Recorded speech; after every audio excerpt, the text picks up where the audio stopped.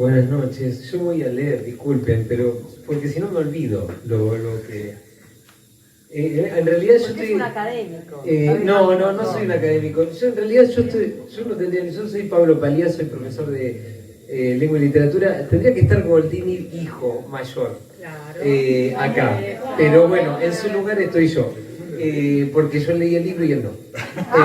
Tengo que, vamos a decir la verdad. Le dio miedo leerlo. Bueno, así que primero agradecido a Claudio porque también hace más de 20 años que lo conozco. No lo frecuentaba, pero lo conozco hace más de 20 años. Más de 20, ¿no, Goldini? Goldini hijo mayor. Hay mucho Goldini acá, claro.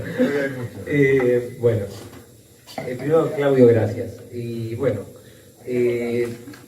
nada, muy breve. Un escritor británico, Tomás de Quincy, escribía sobre el asesinato como una de las bellas artes.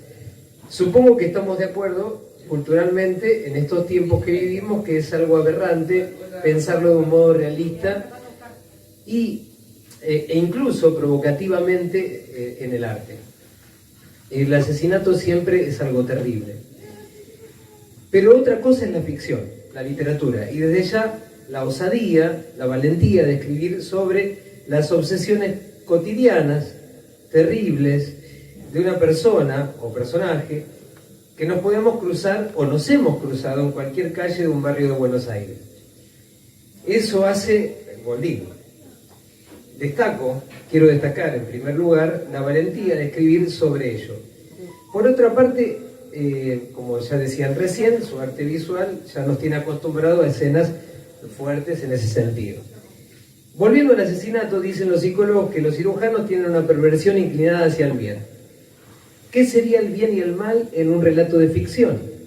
En este sentido, decimos que el protagonista de los relatos de Goldini es un asesino, alguien relacionado con la medicina, alguien que opera, que maneja el bisturí, malvado, perversamente inclinado al mal. En consecuencia, alguien malo. Pero en la literatura universal, ¿quién cuestiona al mío Cid por haber matado a moros, o sea, a no cristianos, según la Edad Media, para recuperar la honra frente al rey Alfonso? ¿Quién cuestionaría al Che Guevara en la Revolución Castrista, en Sierra Maestra, lo que fue matar o morir? ¿Quién a nuestro legendario Martín Fierro por haber matado por rabia, enojo o venganza? ¿Quién cuestionaría a un héroe o víctima de Malvinas por haber matado a un inglés? Siempre hablando, ¿no?, de los relatos sobre estos hechos. El contexto sociopolítico hace al asesino. El contexto sociopolítico-cultural manifiesta al asesino o no. Repudiamos todo tipo de violencia, eso está claro.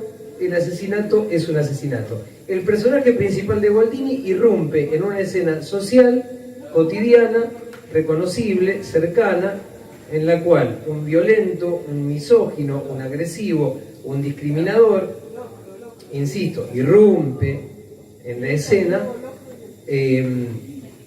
y en una escena que fácilmente lo podemos condenar.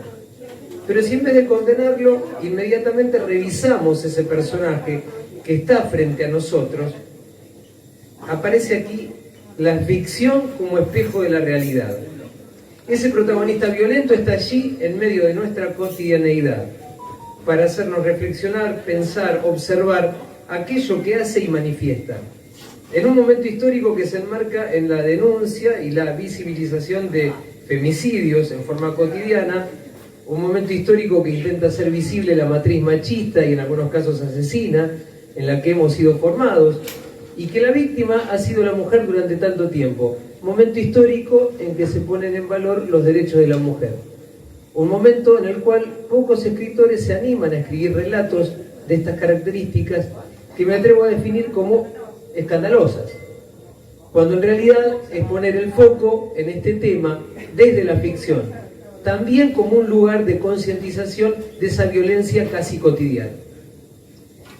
En Claudio encuentro el valor de escribir sobre esto, a riesgo de ser cuestionado y criticado, a riesgo de que no se comprenda la crónica de este asesino de Buenos Aires como un monstruo que anda entre nosotros, y cito a Roberto Arlt, quien decía que los seres humanos se parecían más a monstruos chapoteando en las tinieblas que a los luminosos ángeles de las historias antiguas.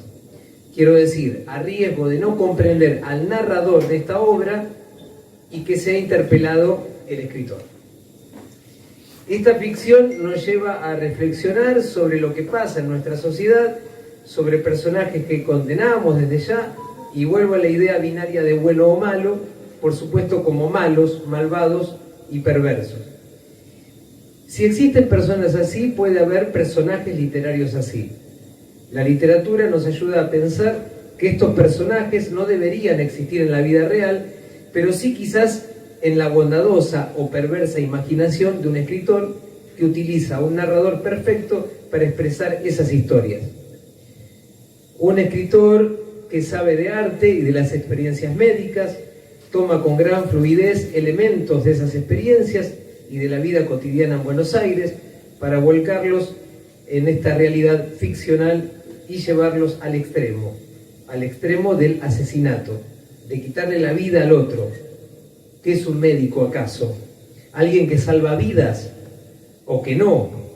Puede, o como este personaje que no quiere, o sea, una perversión, como decía hace un momento, llevada hacia el bien, sería alguien que salva vidas. Goldini se pregunta en toda la crónica y en los otros relatos, ¿qué pasa si ocurre lo contrario?